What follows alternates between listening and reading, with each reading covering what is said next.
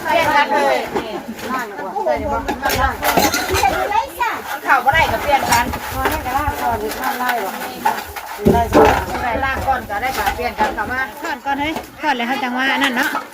จากล่างบาทเดียวเป็นยังไงเนาะตั้งกล้องไว้ก่อน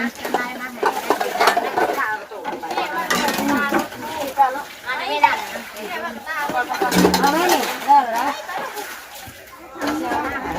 ยังไงบัดนี้เนาะหลังจากเนาะข้าวเนาะน้ำได้เรียบร้อยพุ่นป่วยบวงโถตามกับป้าเต็มอยู่พากันมาล่างคนพุ่นจักหมูจักมาดิน้องเอ้ยเต็มอยู่พุ่นนะเนาะมาบัดนี้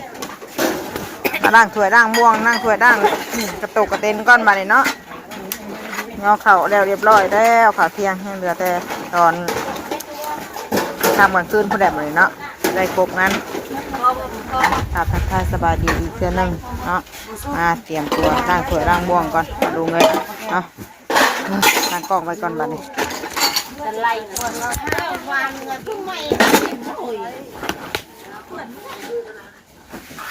อันนี้กระบอกเข่าที่ผาเนาะแองมันจะได้ย่างง่ายพี่เนาะ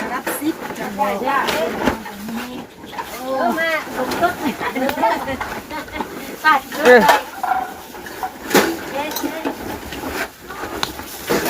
ยเอาตีนไปตีนมาเลยเฮ้ยยับไปนี่ว่ะโอ้ยไปที่เดียวมันทันแน่เลยได้ดูหน้าการกล่องไว้นั่นเด้อโอ้นี่นะยับไปนี่ว่ะเนี่ยดมกระลมเนาะ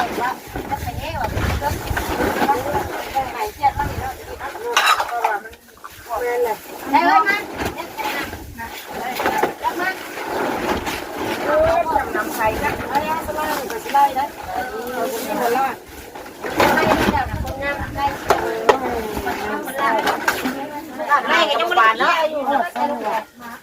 ได้เลยแต่ไม่ได้เอาล่ะมันมีตะกร้าได้เอาไปทั้งหมดเลยเด้ตะกร้า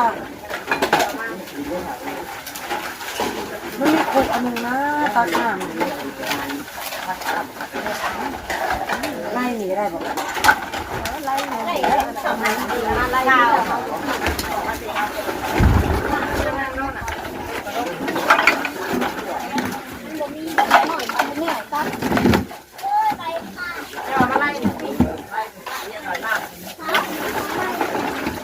มันจะมองไปที่โลกยังไปได้เดือดทั้งเตะอีกกระตามัน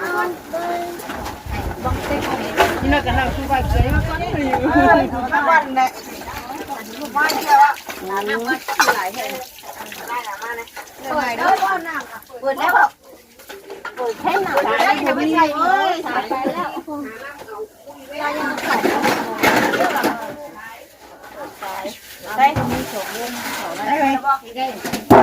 ก็อยู่ช่วงนี้เนาะก็มีอีกเดี๋ยวถึงแล้วปุ๊บ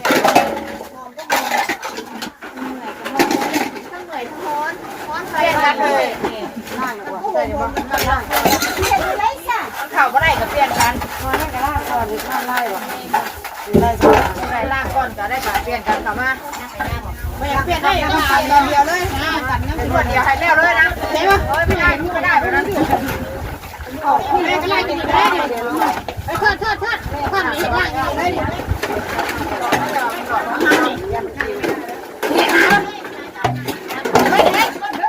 ป้าบ่รู้ป้า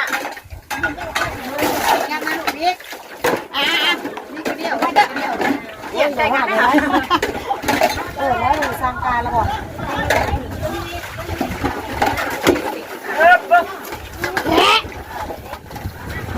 สั่งแล้วสั่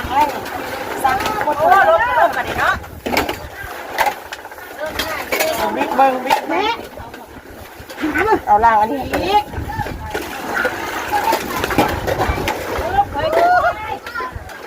ล้มเงินนี่อะไรมันคือเป็นนี่มันเป็นยังไงที่เราไปถิ่นนอกเขาได้ตัวสีขาวนี่หมอนี่มันง่ายเราดิทำไมเนี่ยจะเพลงไม่ทำไมเนี่ยไปแค่นั้นไม่ได้ทำไมเลยพอดีแล้วว่าได้เอาไม่ด้วยอยู่อย่าง ห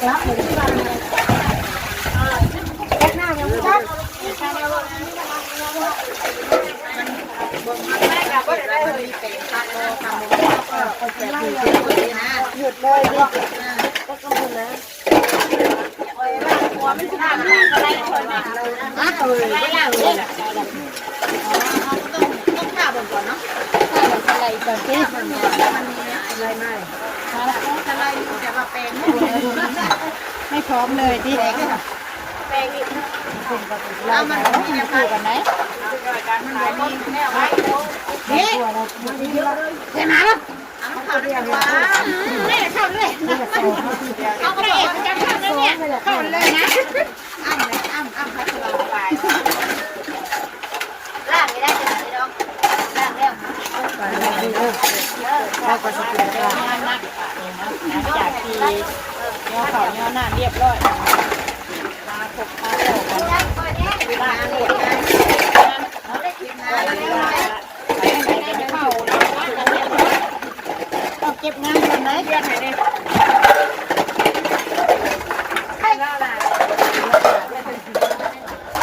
ลายขนาดอ่ะเรียบเลยหลายคนช่วยกันพี่น้องเลยเนาะเดี๋ยวเขาไปตั้งกล้องไว้ก่อนตั้งซอยกันเก็บทอดก่อนเฮ้ยทอดเลยเขาจังว่านั่นเนาะจากล่างบาทเดียวพี่น้องเลยเนาะตั้งกล้องไว้ก่อนเอาไหมนี่ได้แล้วเดี๋ยวหน้ามันดูเรื่องลูกมันดูเรื่องได้แล้วเอาบนทางหน้าน่ะเอากันเอาไปไล่ดูแล้วมันมีตาม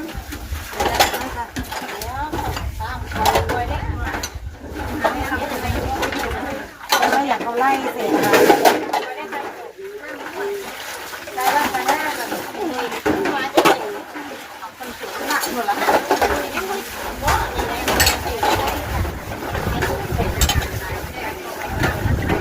นี่ก็อย่างเจ้า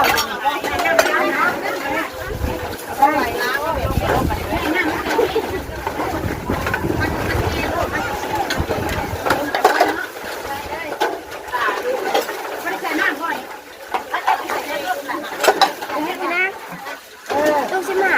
เอาไปลูกเอาไปเอารีบบ่อนอ่ะเอาไปใจเลยบ่เอาไปเอาลูกเอาไปนี่นะไปเลยนี่นะตัดใจเลยด้านไหนมีกูหัวแล้ว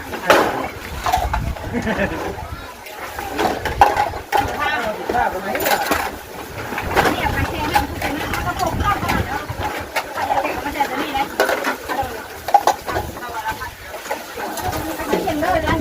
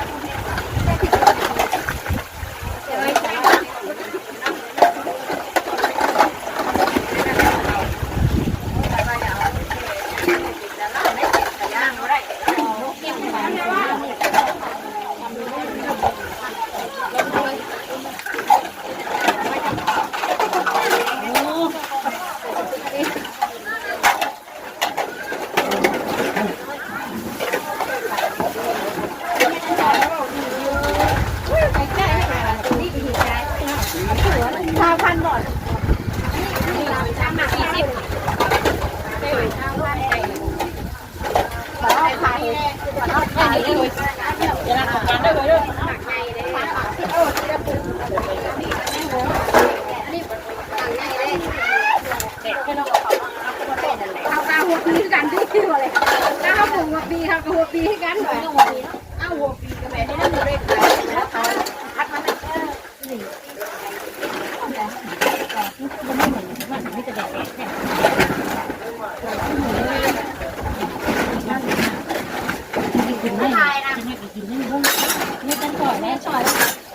ังเห็นคือชิมสูงแน่เลย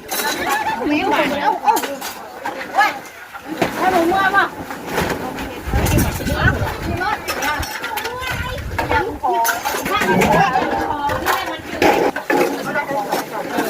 เนี่ยไปกลับมากะพอดีแล้ว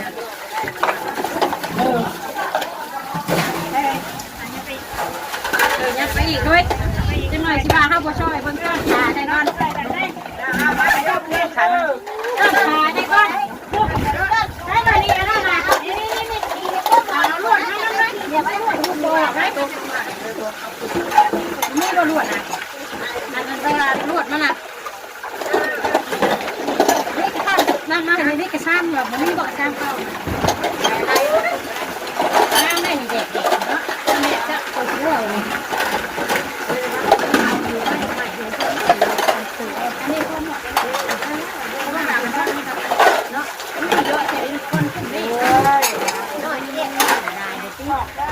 เอาวันนี้พี่น้องเลยเนาะตัดภาพมาอีกวันนี้จ้ะ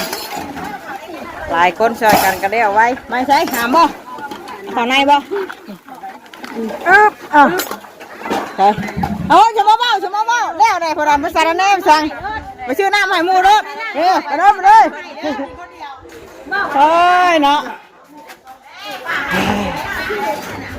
คนกับแฟนบ่ได้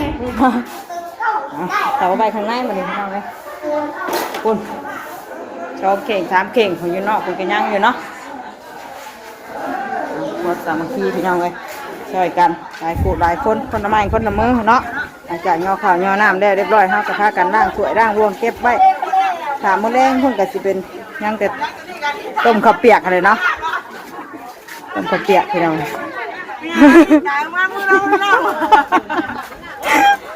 แต่เนาะเชิญเข้าไปเด้อนี่เชิญไปชื่อน้ำให้พวกกินยังมีน้ำแข็งอยู่แบบเติมน้ำเข้าไปเด้อไปชื่อน้ำให้พวกกินเด้อคนหาไม่เลยนี่กับป้าแล้วซื้อกินเลยกันดิบักจะดีขับใจเฮ้ยเฮงนะพี่น้องกระตกกระเต็นเนาะพูแล้ววันนี้มาไปทัน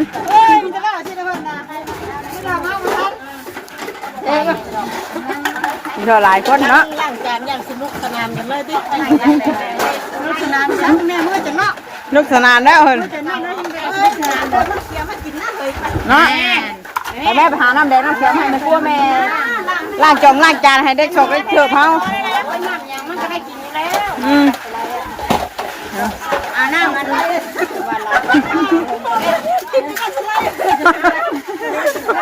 มุมปากก็เลยดินะไปงานไหนก็เป็นแต่แม่กลัวดิเป็นแต่แม่กลัวพี่น้องเลยโอเคพี่น้องไอ้น้ำกระไรลุกไปให้หน้าเลยนะบรรยากาศช่วงบ่ายเดือดจ้าเลยตอนนี้ล้มพี่น้องเลยหามไปไหวแล้วนะตั้งแล้วจะเก็บไว้เนาะแต่ว่าท่านไม่แล้วเราพี่น้องเลยทายจะเป็นมื้อแล้วกับเป็นมื้ออื่นเนาะแต่บาทมื้ออื่นตอนเช้าพุ่นแหละแต่บาทจะถูกถึงแล้วเรียบร้อยเนาะตอนนี้ก็ยังแล้วแต่ย่อเข่าอันนี้เลยเนาะแล้วแต่ย่อเข่าเที่ยงนั่นแหละยังมื้อแรงมื้ออื่นเช้าเนาะตักบาทยังเรียบร้อย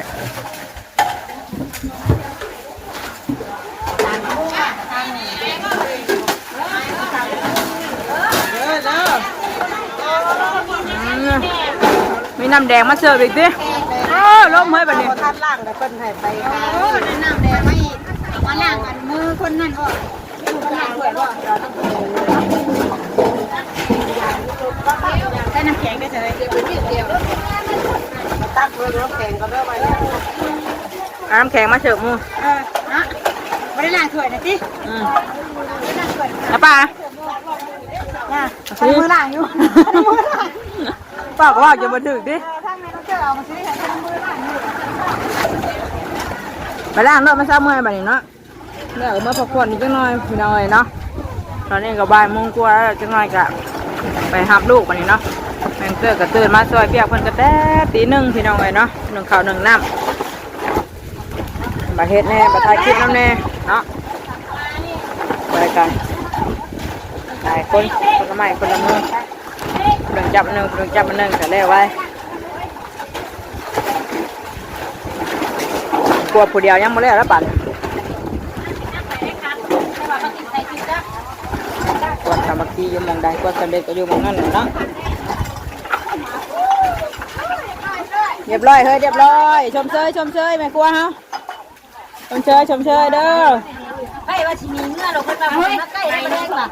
ยับเลยพ่อนะพงศ์ ไม่กล้าว่ะเกรงใจเลย มาคือเก่าแล้วเนาะตอนนี้ก็เมื่อพากันเมื่อพักผ่อนอาบน้ำอาบในน่าจะพากันมาไหมมาแรกกับมาเต้นลำวงบัดลำวงสามัคคีบัดนี่ครับสิได้เต้นน้ำโมว้าวสิดอกว้าวสิแล้วว้าวไม่ได้เต้นมากับไปสิแล้วมันสภาพนี่แล้วข้ากับสั่งลูกเลยทานนะคะนะ มามันก็ได้เป็นแต่ไม่คุ้ยแล้วมันได้เป็นเต้นดาวเดนเชอร์แล้ว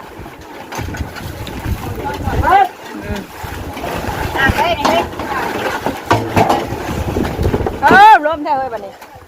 เอาล้มแห้งดูบัดเด้อเป็นกุมารน้ำแดงเด้อมาบัดนี้เฮ็ดแล้วเดี๋ยวมากินน้ำเย็นพี่น้องไอ้พอมีแห้งย้ายเสิร์ฟกันเองเฮาย้ายน้ำแข็งเย็นมีแห้งนั่งพักผ่อนคุยกันเด็กหน่อยจังเมื่อเว้าเรื่องชาวบ้านก่อนโอ้ยว้าวไปชัดเลยฮะมาคืบหน้าไปถึงไหนแล้วเรื่องชาวบ้านเลยจัดแล้วพี่น้องเลยได้จอกไว้เลย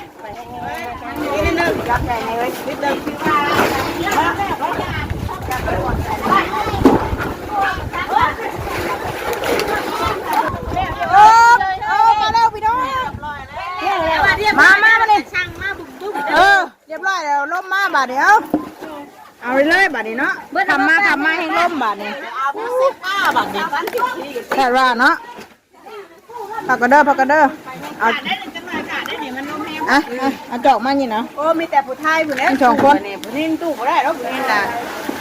กู้ว่ามันนี่กู้กระต่ายของเราเนาะอย่ามันขาดเนาะลมขาด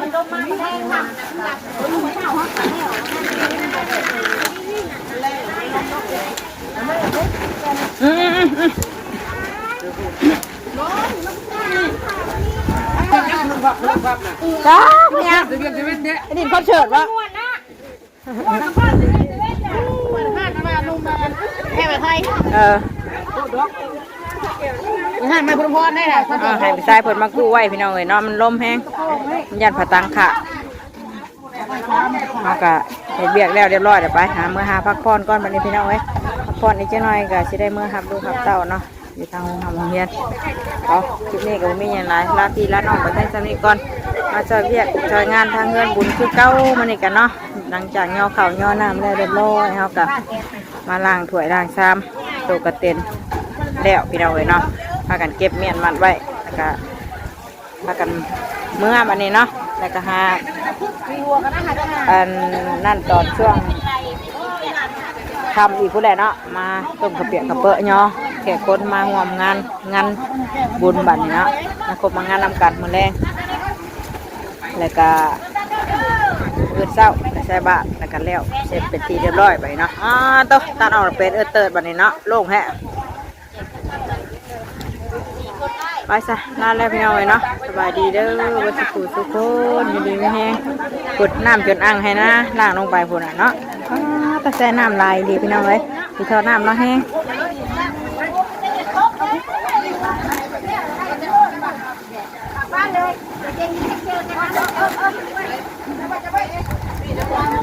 ลมแห้งเนาะมันดึงบ่แพ้ดิ